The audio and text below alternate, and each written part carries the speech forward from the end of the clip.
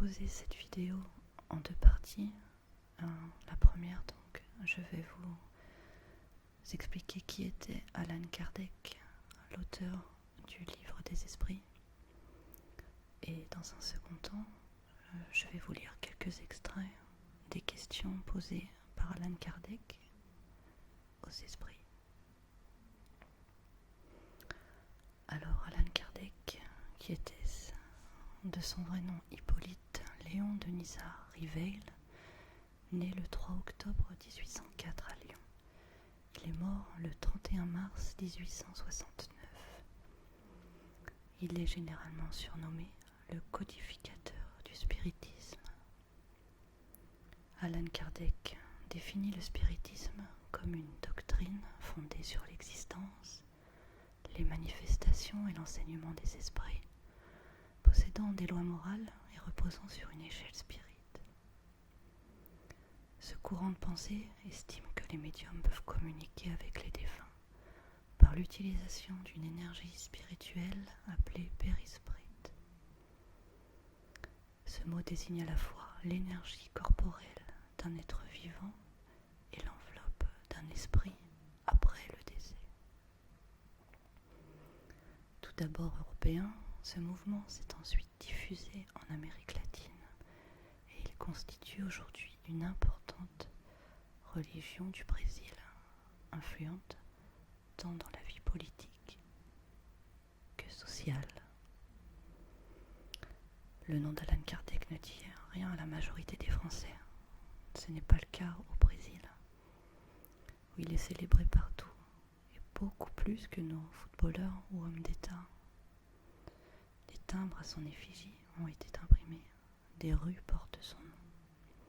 Ses écrits s'y sont vendus à plusieurs millions d'exemplaires. En France, pourtant, le fondateur de la doctrine spirite, qui explique la présence et le fonctionnement des esprits, y a sombré dans l'anonymat après avoir connu le succès des années 1860. Il mourra d'un anévrisme en 1869 à 65 ans, en laissant nombre de textes en cours d'écriture. Un 6e livre, dont le titre provisoire était « Les prévisions concernant le spiritisme », fut également retrouvé. Tous ces travaux inachevés furent regroupés par l'éditeur Pierre-Gaëtan Lesmarie quelques années plus tard et édités sous le titre « Les œuvres posthumes d'Allan Kardec ». Allan Kardec repose aujourd'hui au cimetière du Père-Lachaise.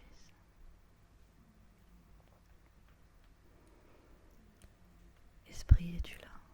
Derrière la célèbre invective, source de sourire ou de frisson, se cache une vraie croyance, celle de la vie des esprits. Ils seraient partout autour de nous, invisibles à l'œil profane. Le livre des esprits est l'ouvrage fondateur du spiritisme. Il est le résultat du travail de synthèse d'Allan Kardec, qui le mit en forme et le publia pour la première fois à Paris le 18 avril 1857. Il contient une introduction à la doctrine spirite ainsi que 1018 questions posées aux esprits, accompagnées de leurs réponses. Depuis sa sortie, cet ouvrage est continuellement réédité par divers éditeurs dans de multiples langues. Selon l'édition de poche publiée par J'ai lu, le livre des esprits est l'un des écrits les plus lus après la Bible. Voilà donc en ce qui concerne la petite biographie d'Allan Kardec et la petite présentation du livre des esprits. Je vais maintenant vous lire quelques extraits que j'ai minutieusement choisis, assortis de 3 chapitres. Le premier, la vie spirite. Le second, l'intervention des esprits dans le monde corporel. Et le dernier, les animaux et les hommes. je vais prendre mon livre.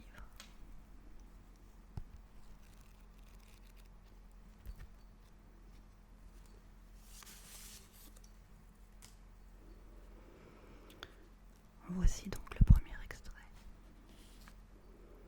L'âme se réincarne-t-elle immédiatement après sa séparation du corps? Voici donc la première réponse de l'esprit. Quelquefois immédiatement, mais le plus souvent après des intervalles plus ou moins longs. Dans les mondes supérieurs, la réincarnation est presque toujours immédiate. La matière corporelle étant moins grossière, l'esprit incarné y jouit presque de toutes ses facultés d'esprit. Son état normal est celui de vos somnambules lucides. Que devient l'âme dans l'intervalle des incarnations? L'esprit errant qui aspire à sa nouvelle destinée, il attend. Quelle peut être la durée de ces intervalles? De quelques heures à quelques milliers de siècles. Au reste, il n'y a point, à proprement parler, de limite extrême assignée à l'état errant, qui peut se prolonger fort longtemps, mais qui cependant n'est jamais perpétuel. L'esprit trouve toujours, tôt ou tard, à recommencer une existence qui sert à la purification de ses existences précédentes. Cette durée est-elle subordonnée à la volonté de l'esprit ou peut-elle être imposée comme expiation? C'est une conséquence du libre arbitre. Les esprits savent parfaitement ce qu'ils font, mais il y a aussi pour qui c'est une punition infligée par Dieu. D'autres demandent à la prolonger pour suivre des études qui ne peuvent se faire avec fruit qu'à l'état d'esprit.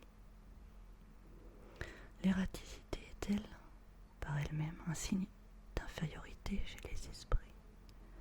Non, car il y a les esprits errants de tous les degrés. L'incarnation est un état transitoire.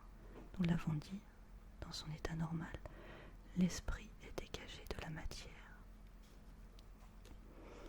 Peut-on dire que tous les esprits qui ne sont pas incarnés sont errants? Ceux qui doivent se réincarner, oui, mais les purs esprits qui sont arrivés à la perfection ne sont pas errants. Leur état est définitif. De quelle manière les esprits errants s'instruisent-ils? Ils ne le font sans doute pas de la même manière que nous. Ils étudient leur passé et cherchent les moyens de s'élever. Ils voient, observent ce qui se passe dans les lieux qu'ils parcourent. Ils écoutent les discours des hommes éclairés et les avis des esprits plus élevés qu'eux, et cela leur donne des idées qu'ils n'avaient pas. Les esprits conservent-ils quelques-unes des passions humaines? Les esprits élevés, en perdant leur enveloppe, laissent les mauvaises passions et ne gardent que celles du bien. Mais les esprits inférieurs les conservent. Autrement dit, ils seraient du premier ordre. Pourquoi les esprits, en quittant la terre, ne laissent-ils pas toutes leurs mauvaises passions, puisqu'ils en voient les inconvénients? Tu as dans ce monde des gens qui sont excessivement jaloux. Crois-tu que dès qu'ils le quittent, ils perdent ce défaut? Ils restent après le départ d'ici, surtout à ceux qui ont des passions bien tranchées, une sorte d'atmosphère qui les enveloppe et leur laisse toutes ces mauvaises choses, car l'esprit n'est pas dégagé entièrement, ce n'est que par moments qu'il entrevoit la vérité, comme pour lui montrer le bon chemin.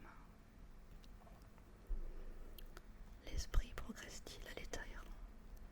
Il peut s'améliorer beaucoup, toujours selon sa volonté et son désir, mais c'est dans l'existence corporelle qu'il met en pratique les nouvelles idées qu'il a acquises. Les esprits errants sont-ils heureux ou malheureux? Plus ou moins selon leur mérite. Ils souffrent des passions dont ils ont conservé le principe, ou bien ils sont heureux selon qu'ils sont plus ou moins dématérialisés. Je vais passer l'action des esprits dans le monde corporel.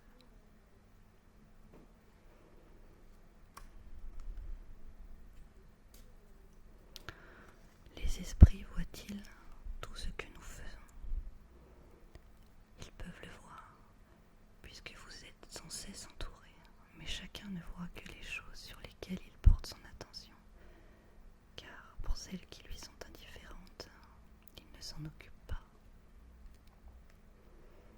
Les esprits peuvent-ils connaître nos plus secrètes pensées? Souvent, ils connaissent ce que vous voudriez vous cacher à vous-même. Ni actes, ni pensées ne peuvent leur être dissimulés. D'après cela, il semblerait plus facile de cacher une chose à une personne vivante que nous ne pouvons le faire à cette même personne après sa mort. Certainement.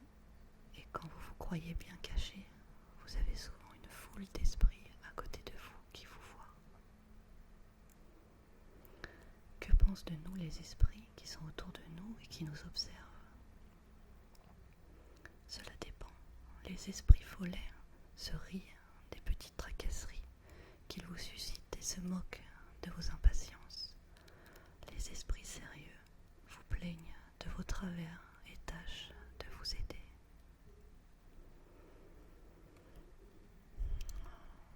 Voilà, je vais maintenant vous donner quelques questions et réponses concernant les animaux. Donc c'est le point de vue des esprits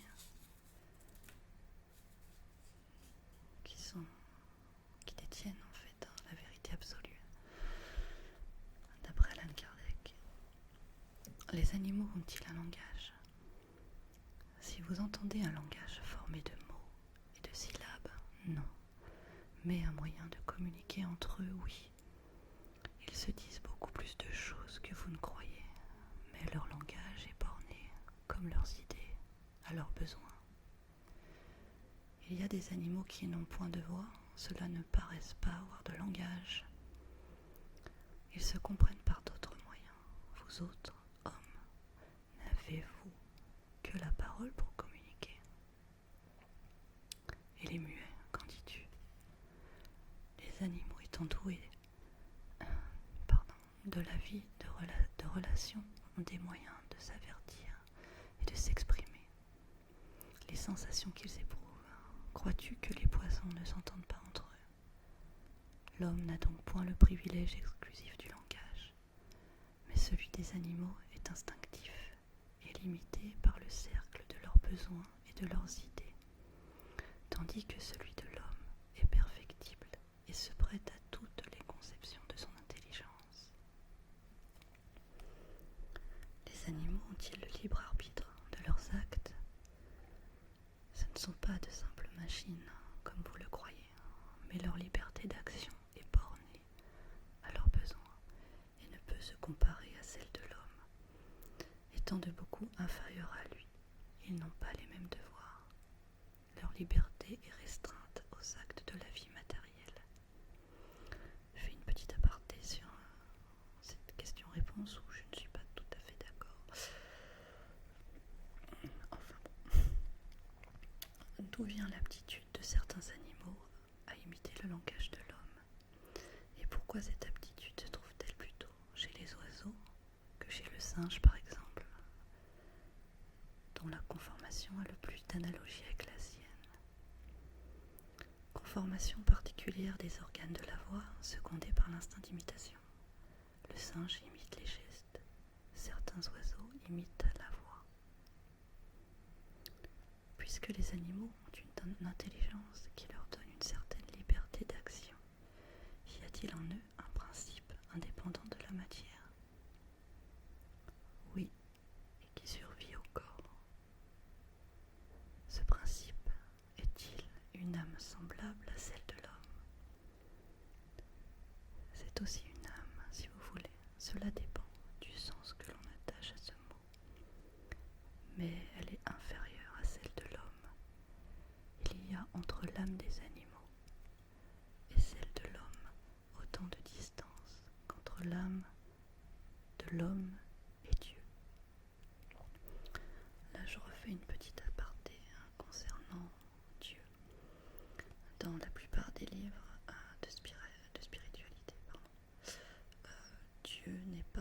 forcément représenté comme on l'entend dans le sens religieux.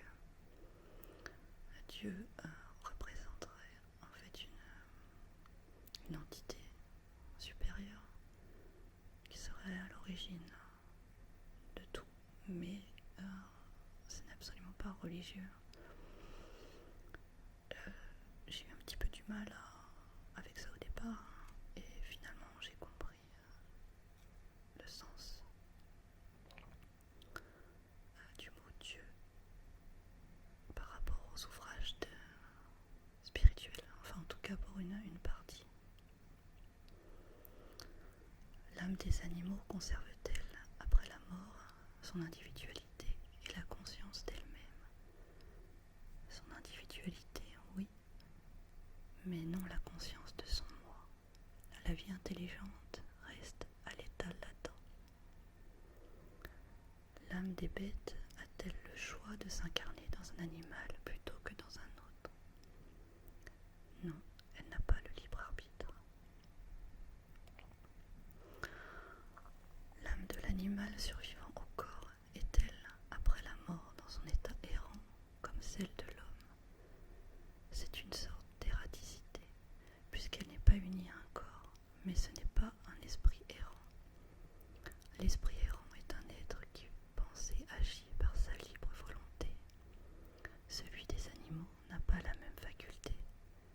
C'est la conscience de lui-même qui est l'attribut principal de l'esprit.